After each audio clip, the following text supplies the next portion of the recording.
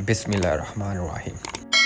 Hello अस्सलाम वालेकुम students, कैसे हो आप? मैं हूँ आका फिज़िक्स टीचर और हम कर रहे थे unit 7 properties of matter.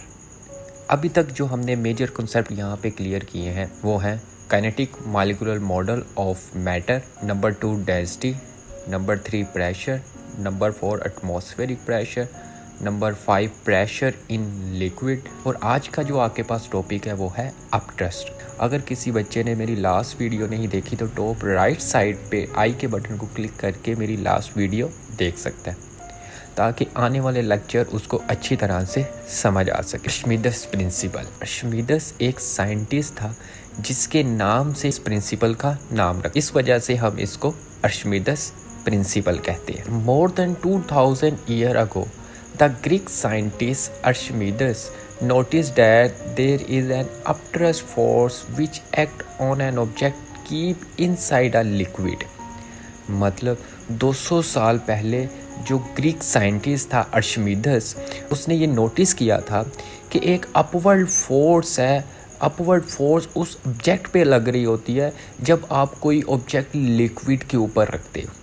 For example, अगर आपने लिक्विड पे कोई ऑब्जेक्ट रखा है, लिक्विड के ऊपर फ्लोट कर रहा है, तो वो कहता है कि उस लिक्विड भी उस पे फोर्स लगा रहा है जिसकी वजह से वो लिक्विड के ऊपर फ्लोट कर रहा होता है। इसी वजह से as a result an apparent loss of weight is observe in the object.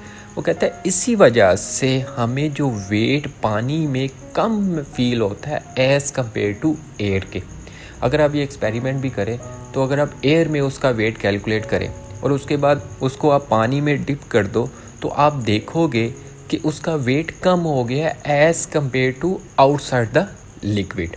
This upward force acting on the object is called the upthrust of the liquid. और ये जो अपवर्ड फोर्स लग रही होती है उस ऑब्जेक्ट पे जो लिक्विड लगा रहा होता है उसको हम अपथ्रस्ट कह देते हैं। और आज का यही हमारा टॉपिक है। अब अर्शिमिदस प्रिंसिपल की एग्जैक्ट अगर डेफिनेशन देखें तो वो डेफिनेशन क्या थी? वो कहता है when an object is totally और partially emerged in the liquid and upthrust act on it equal to the weight of the liquid is displaced. अगर आपका ऑब्जेक्ट पानी में हाफ हो या फुली पानी के अंदर डिप किया हुआ हो या पानी के अंदर गया हुआ हो, तो लिक्विड भी उस ऑब्जेक्ट पे एक फोर्स लगा रही होती है जो कि इक्वल होती है उसके वेट ऑफ एन ऑब्जेक्ट के, कि जो ऑब्जेक्ट का वेट होगा उतनी ही पानी भी उसके ऊपर फोर्स लगाता है।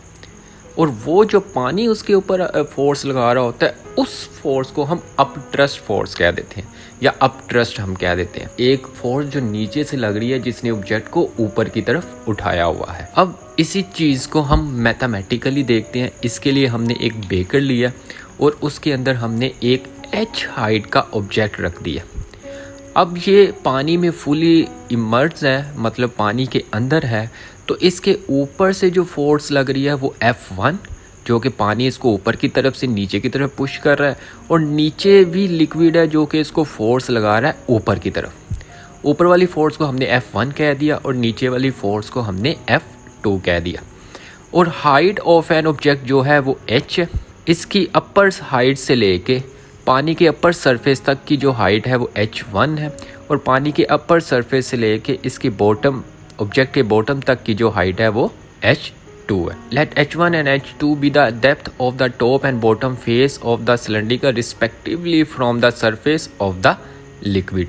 मतलब h1 और h2 इसके टॉप पानी सरफेस से लेके यहाँ तक की उसने हाइट दी है h1 एंड h2। अगर मुझे h चाहिए तो मैं क्या करूँगा, h2 में से माइनस कर दूँगा h1 को, तो h2 minus h1 equal to h के। नेक्स्ट वो कहता है if P1 and P2 are the liquid pressure at the depth h1 and h2 respectively and rho is a density. मतलब कि अगर ऊपर से फोर्स लग रही है तो इतने हिस्से पे भी प्रेशर लगेगा जो कि अपर साइड पे लग रहा है हाइट h1 की वजह से। और इसकी पूरी बॉडी की जब बात की जाए तो नीचे से पानी का जो प्रेशर लग रहा है वो अपर साइड पे लग रहा है। फोर्स F2 है तो वहाँ पे प्रेशर भी होगा जो कि अपर साइड पे लग रहा है। और रो उसने डेंसिटी दी है आपकी ऑब्जेक्ट की।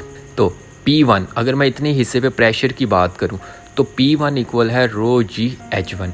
लास्ट टॉपिक में हमने देखा था प्रेशर इन लिक्विड में कि आपका जब पानी में होता है तो उस पर जो प्रेशर लग रहा होता है P equal to rho g H, और यहाँ पे हम हाइट H1 की वजह से प्रेशर को देख रहे हैं, तो P1 आपके पास इक्वल होगा रो जी H1। और we know that F1 equal to P1 multiply by A, क्योंकि प्रेशर आपके पास इक्वल होता है force per unit area divide हो रहा होता है, तो हमने उसको जाके प्रेशर से मल्टीप्लाई कर दिया। अब हम यहाँ पे प्रेशर की वैल्यू पुट कर देंगे, तो वो आएगी F1 equal to rho g H1A। ये जो प्रेशर की वैल्यू थी इसको मैंने यहाँ पे पुट कर दिया, और F1 equal to rho g H1A। इसी तरह से लोड साइड पे भी प्रेशर लग रहा होगा, तो वो क्या होगा, P2 equal to rho g H2, rho density of a liquid, G gravity and H2 height of an object. Surface से लेके यहाँ तक की हाइट H2 है। इसी तरह से F2 इक्वल टू P2A, और यहाँ पे भी P2 की वैल्यू प्रेशर की वैल्यू पुट कर दूंगा, तो F2 equal to rho g H2A। अब मुझे टोटल फोर्स निकालनी है कि टोटल इस ऑब्जेक्ट पे कितनी फोर्स लग रही है। तो the net force F will be F2 minus F1। मैं F2 में से F1 को माइनस करूँगा तो मेरे पास नेट फोर्स आ जाएगी, और इस नेट फोर्स को हम अपथ्रस्ट कह देते हैं। F2 minus F1 equal to rho g H2A minus rho g H1A। अब इसमें एक चीज़ देखने वाली है कि रो जी A और रो जी A दोनों इक्वेशन में कॉमन आ रहा है, तो उसको मैं कॉमन निकाल लूँगा। और F2 माइनस F1 जैसा कि मैंने बताया अपथ्रस्ट ऑफ द लिक्विड, इसको हम अपथ्रस्ट फोर्स कह देते हैं, net force of an object पे जो लग रही है। तो रो g A H2 minus H1 बच गया। अब H2 माइनस H1 आपके पास किसके इक्वल था, वो हाइट के इक्वल था, इस वजह से यहाँ पे हमने upthrust force of the liquid rho g A H कह दिया। अब AH, जब भी आप एरिया को हाइट के साथ मल्टीप्लाई करते हो तो वॉल्यूम आता है। Here AH is the volume of a cylinder, then upthrust of liquid rho g V। AH की जगह पे मैंने वॉल्यूम प्लेस कर दिया। Upthrust of the liquid equal to mg। अब यहाँ पे एक चीज़ देखो, रो एंड वॉल्यूम। अगर आप बच्चों ने मेरी लास्ट वीडियो देखी होगी तो वहाँ पे हमने बताया था कि डेंसिटी आपके पास इक्वल होती है मास पर यूनिट वॉल्यूम। मुझे अगर मास चाहिए तो वॉल्यूम और डेंसिटी को मैं मल्टीप्लाई करवा दूंगा। तो इसी तरह से डेंसिटी और वॉल्यूम जब आपस में मल्टीप्लाई होते हैं तो मास निकल आता है, और जी आपके पास एज इट इज़। और आप सबको पता है mg किसके इक्वल होता है, ये वेट के इक्वल होगा। तो यही चीज़ अर्शमीदस प्रिंसिपल ने बताई थी, upthrust of the liquid equal to its weight, कि नीचे से जो लिक्विड उस पर फोर्स लगा रहा है वो उसके वेट के इक्वल होगी। Upthrust act on the body emerge in a liquid and is equal to the weight of the liquid displace, which is Archimedes principle. और यही आपके पास अर्शमीदस प्रिंसिपल था कि ऑब्जेक्ट के ऊपर जो फोर्स लगती है जब आप उसको पानी में टोटली और पार्शली इमर्ज करते हो, और जितनी फोर्स उसके ऊपर लग रही होती है वो वेट ऑफ द लिक्विड होती है। नेक्स्ट आपके पास है density of an object. Archimedes principle is also helpful to determine the density of an object. मतलब कि इसकी मदद से, अर्शमीदस प्रिंसिपल की मदद से हम किसी भी ऑब्जेक्ट की डेंसिटी भी फाइंड कर सकते हैं। The ratio is the weight of a body with an equal volume of the liquid is the same as in their density. मतलब हम रेशियो ऑफ द वेट लेते हैं और वो इक्वल होती है density of an volume of the liquid के। मसलन अब यहाँ पे देखो ज़रा, आपके पास एक बेकर है और आपने किसी भी ऑब्जेक्ट का पहले वेट फाइंड किया, और ये जो चीज़ बता रहा है कि वेट हमने उसको पहले एयर में फाइंड कर लिया। जब आप एयर में वेट उसका फाइंड करोगे तो पानी का लेवल अप होगा, और जो एक्स्ट्रा पानी होगा हमने एक बीकर में कलेक्ट कर लिया। जब बीकर में कलेक्ट कर लिया तो अब देखो इसका वेट कम हो चुका हुआ है।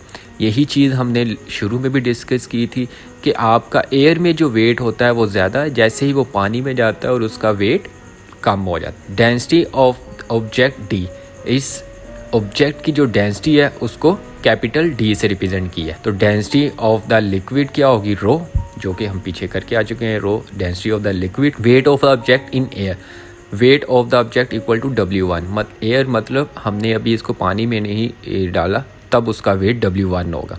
जब हम उसको पानी में मर्ज कर देंगे टोटल वेट कितना आएगा, तो वेट डिफरेंस कितना होगा, weight of the equal volume of the liquid W equal to W1 minus W2, कि मैंने जो एयर में उसका वेट था वो और जो पानी में जाने के बाद उसका वेट था, इन दोनों को माइनस कर लिया तो weight of equal volume of the liquid आ गया।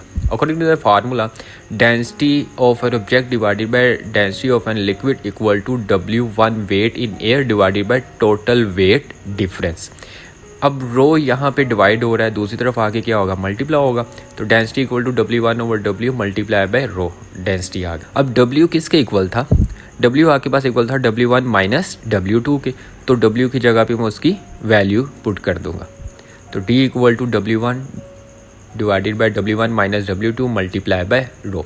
अब ये इक्वेशन क्या शो कर रही है कि अगर आपके पास एक ऑब्जेक्ट है, आपने उसका वेट एयर में कैलकुलेट किया है, एयर में कैलकुलेट करने के बाद आप उन दोनों वेट का डिफरेंस लोगे, पानी में जब डिप किया और जब एयर में था, उन दोनों को डिवाइड किया और लिक्विड की डेंसिटी के साथ आपने उसको मल्टीप्लाई कर लिया, तो डेंसिटी ऑफ एन ऑब्जेक्ट आ जाएगी। तो इस तरह से आप किसी भी ऑब्जेक्ट की डेंसिटी आसानी से फाइंड आउट कर सकते हो। तो ये था आज का हमारा टॉपिक। आई होप आप सब बच्चों को समय लगा होगा। अगर कुछ भी समय लगा इस टॉपिक में, ज़्यादा से ज़्यादा इस वीडियो को लाइक और शेयर करो। इंशाल्लाह मिलते हैं नेक्स्ट वीडियो में नेक्स्ट लेक्चर के साथ। तब तक के लिए अपना ख्याल रखिएगा। अल्लाह हाफिज़।